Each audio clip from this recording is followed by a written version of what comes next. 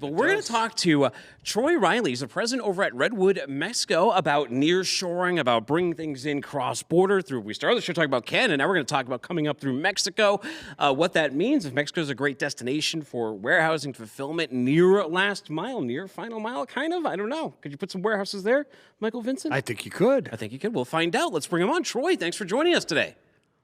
Thank you, guys.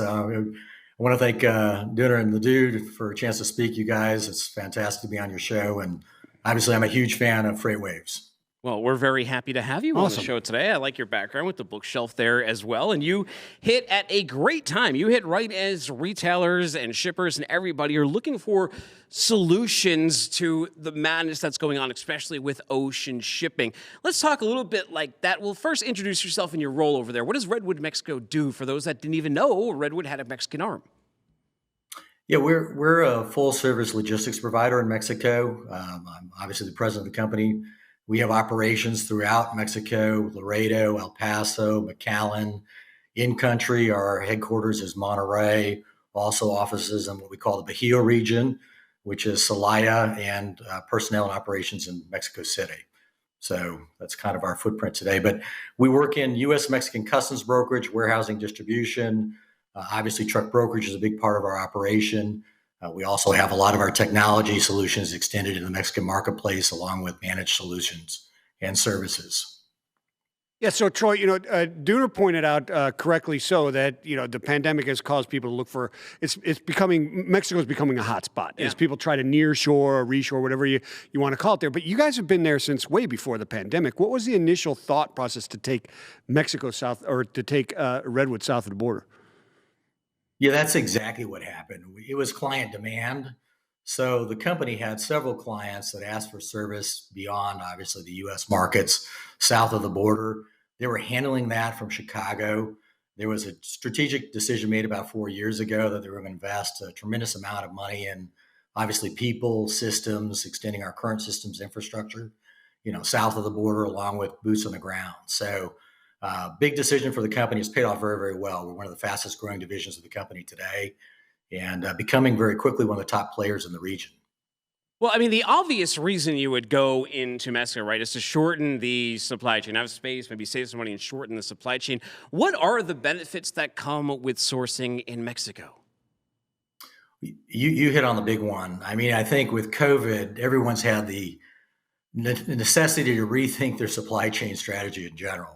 I mean, everything you learned about Lean Six Sigma principles, Kanban production, pull systems, et cetera, has gone out the door as everyone's struggling to figure out how to find material that's obviously in short supply. So forecasting, material planning, everything has become extremely difficult. And companies that are producing and hoping that just in case there's not going to be chaos in the future, I mean, how much inventory do you really have to hold today?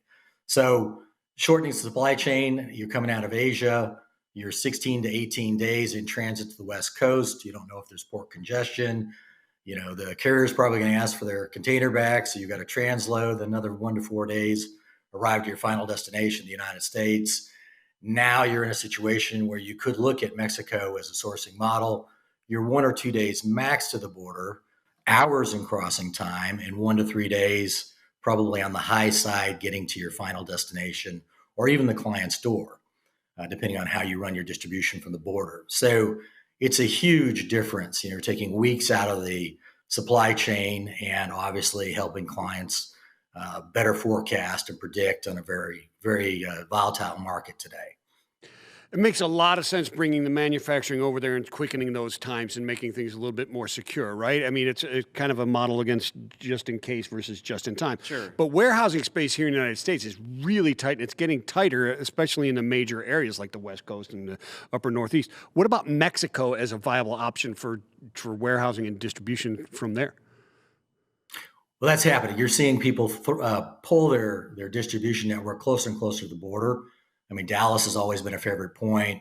Obviously, Laredo has a tremendous amount of warehousing distribution facilities. They're at 98% capacity, so you know what's happening. They're holding freight. They've got a lot of material production that's actually being held for southbound production.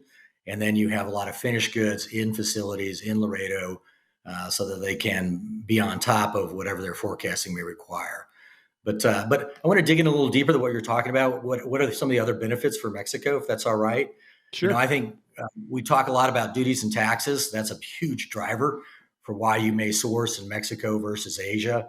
We all were aware of the NAFTA agreements, North American Free Trade in 1994. It's been cleaned up, modernized by the Trump administration in 2018. So now we have this new USMCA agreement. And what's happening that's really made the market dynamic is now you're in a position where the origin content of the goods have been increased to force manufacturers that used to source their goods, their parts, I would say, let's say it's an automotive production. You're taking your parts in from Asia, moving them to Mexico and just doing the assembly, or from Europe. Now they're really having to put those second and third tier production facilities in Mexico to meet the free trade agreement requirements that are in place today. So, I mean, there's other elements of it. I mean, we had in the USMCA, we had increased protection for U.S. workers. There's more protection for electronic commerce and technology. But, you guys were talking earlier in your prior show about just the dynamics of fulfillment for most companies. Imagine today you can put a facility in Tijuana, Juarez, Reynosa. Let's bring Juarez as the example. Somebody gets online and orders a computer and they want a certain amount of RAM, special requirements on the screen, all kinds of additional accessories. You can produce that computer in Juarez in 24, 48 hours, ship across the border in hours, bring it into your El Paso distribution center, marry it up with the speakers or whatever other accessories they want, and then have that to the client's door, drop it in UPS or FedEx network in 24 hours. So it's just a whole different dynamic as far as what you can do sourcing out of Mexico than what you could ever do out of an Asia production. Troy, that's if you can find a truck. So before we let you go, what's trucking capacity like in Mexico right now? We know in the U.S., contracted loads about 20% have been rejected for about the past 2 years, almost consistently, or ever since May of 2020. What's capacity look like in Mexico right now? It's crazy. It's nuts. I mean, it's continually changing. I say the only constant in Mexico is continual change. If you're not with a partner that has constant flexibility, let's take today in Laredo, you're about 30-1 on loads available to trucks available. Lack of southbound volume. Mexico's just not purchasing the amount of freight they used to. Massive amounts of northbound freight shipments. A lot of them are on back order. You have U.S. capacity that doesn't want to make the change to Mexico because they can get equal or better rates locally in the domestic market. So even worse, you have companies like U.S. Express who pulled out many years ago. Celadon drops out of business, one of the biggest players. CRST recently pulled out or is limiting their capacity.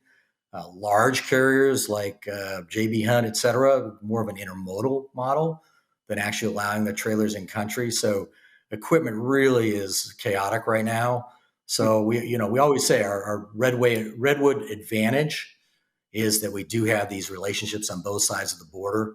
I see a lot of clients get in a situation where they're using one asset-based carrier or two, and when they get into a problematic market, rates are going up, carriers asking for more money, they don't have the flexibility to make a change. So a broker model, either part of or can be your complete solution in the Mexican marketplace. Transloading is key. Crossing at other points such as El Paso, we have balanced programs with clients that cross in both Laredo and El Paso. Good border crossing strategy is key. Troy, for people who want to take advantage and tap into Redwood Mexico's network, we're just about out of time. What's the website? It's redwood.com is where you need to go. And under that, you'll find the Mexico division with all the information you would need. Very cool. Troy, thank you so much for joining us on this Monday. Take care and have a great week, sir. Appreciate it, guys. Thank you for the time. Take care. Absolutely.